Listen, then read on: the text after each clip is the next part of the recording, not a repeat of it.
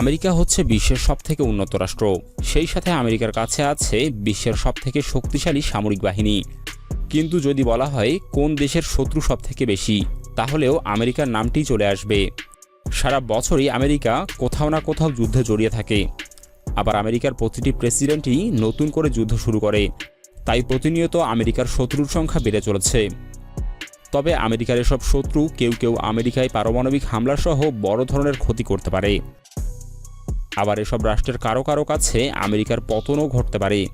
আমাদের আজকের ভিডিওটিতে থাকছে আমেরিকার চরম শত্রুদের পরিচয়, শত্রুর কারণ এবং এসব রাষ্ট্রের দ্বারা ভবিষ্যতে আমেরিকা কী ধরনের ক্ষতির শিকার হতে পারে সেসব বিষয়। ফিলিস্তিনের 1 নম্বর শত্রু হচ্ছে আমেরিকা। অনেকেই অবাক হবে এটা ভেবে ইসরায়েল থাকতে আমেরিকা কিভাবে ফিলিস্তিনের 1 নম্বর শত্রু হতে পারে। উত্তর হচ্ছে ইসরায়েল নামক কোনো রাষ্ট্রের অস্তিত্ব ফিলিস্তিনিদের কাছে নেই, বরং আমেরিকার ইন্ধনে প্রভাবশালী ইহুদি সম্প্রদায় ইসরায়েল রাষ্ট্র বানিয়ে ফিলিস্তিনিদের উপর আগ্রাসন চালাচ্ছে। আমেরিকা ইসরায়েলের সংখ্যালঘু থেকেই রাজনৈতিক সমর্থন দিয়ে আসছে।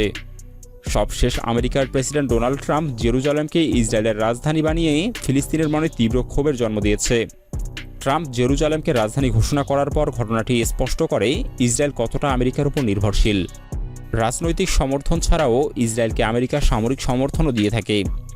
এখন পর্যন্ত প্রায় 150 বিলিয়ন মার্কিন ডলারের অস্ত্র এবং মিসাইল সহায়তা দিয়েছে আমেরিকা। আমেরিকা এই 150 বিলিয়ন ফ্রিতেই ইসরায়েলকে দিয়েছে।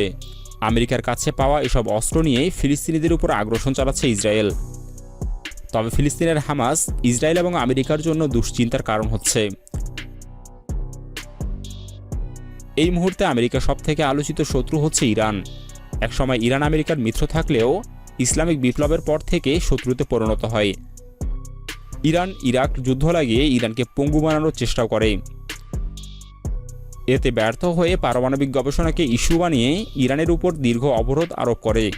মূলত ইরানের বিশাল তেলের ভাণ্ডারেই আমেরিকার চোখ। তবে কোনো কিছু করে ইরানকে দমাতে পারছে না আমেরিকা।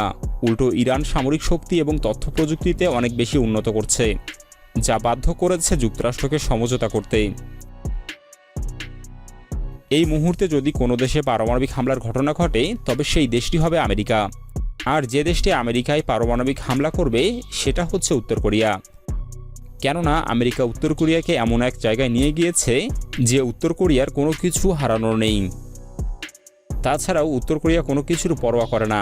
এমনকি পারমাণবিক হামলার জন্য যে পাগলামি দরকার সেটা উত্তর কোরিয়ার প্রেসিডেন্ট কিম জং উনের রয়েছে। কোরীয় যুদ্ধের সময় থেকেই আমেরিকা উত্তর কোরিয়ার 1 নম্বর শত্রু। উত্তর কোরিয়ার উপর অবরোধ আরোপ করতে করতে উত্তর কোরিয়াতে দুর্ভিক্ষ তৈরি করেছে আমেরিকা। উত্তর কোরিয়ার হাতে থাকা হসং 15 ব্যালিস্টিক মিসাইলটি 30 থেকে 40 মিনিটেই আমেরিকার যে কোনো স্থানে পারমাণবিক হামলা করতে পারে, যার কারণে আমেরিকা সর্বদাই উত্তর কোরিয়ার বোমা খাওয়ার ভয় থাকে। চীন হচ্ছে আমেরিকার একমাত্র যোগ্য প্রতিদ্বন্দ্বী। অর্থনীতি, সামরিক, রাজনৈতিক সব দিক থেকেই চীন এবং আমেরিকার লড়াইটা মূলত পুঁজিবাদী বনাম কমিউনিজমের লড়াই। চীন পূর্ব এশিয়া থেকে আমেরিকাকে হটিয়েছে, মধ্যপ্রাচ্য, ইরান এবং পাকিস্তানকে নিয়ে আধিপত্য বাড়াচ্ছে। তুরস্কের মাধ্যমে ইউরোপেও ঢুকতে শুরু করেছে। তাই যতই দিন যাচ্ছে চীন ততই এগিয়ে যাচ্ছে, আর আমেরিকা পিছিয়ে পড়ছে। এমনকি আমেরিকার অভ্যন্তরেও লাখ লাখ চীনা ঢুকে পড়ছে। দ্বিতীয় বিশ্বযুদ্ধের পর আমেরিকা এবং সোভিয়েত ইউনিয়ন এই দুই দেশ বিশ্বকে 2 ভাগে বিভক্ত করেছে। তবে শেষ পর্যন্ত সোভিয়েত ইউনিয়নকে টুকরো টুকরো করে আমেরিকা। সোভিয়েত ইউনিয়নের উত্তরাধিকার রাশিয়া সুযোগ পেলেই সেই প্রতিশোধ নেবে। জন্মলগ্নে রাশিয়ার দুর্বল থাকলেও ভ্লাদিমির পুতিনের নেতৃত্বে ক্রমশ শক্তিশালী হচ্ছে। ইতিমধ্যে রাশিয়ার প্রেসিডেন্টকে বিশ্বের সবথেকে ক্ষমতাধর ব্যক্তি হিসেবে বিবেচনা করা হচ্ছে। তাই সোভিয়েত ইউনিয়নের মতো যে কোনো সময় আমেরিকার পতন ঘটলেও অবাক হওয়ার মতো কিছু হবে না।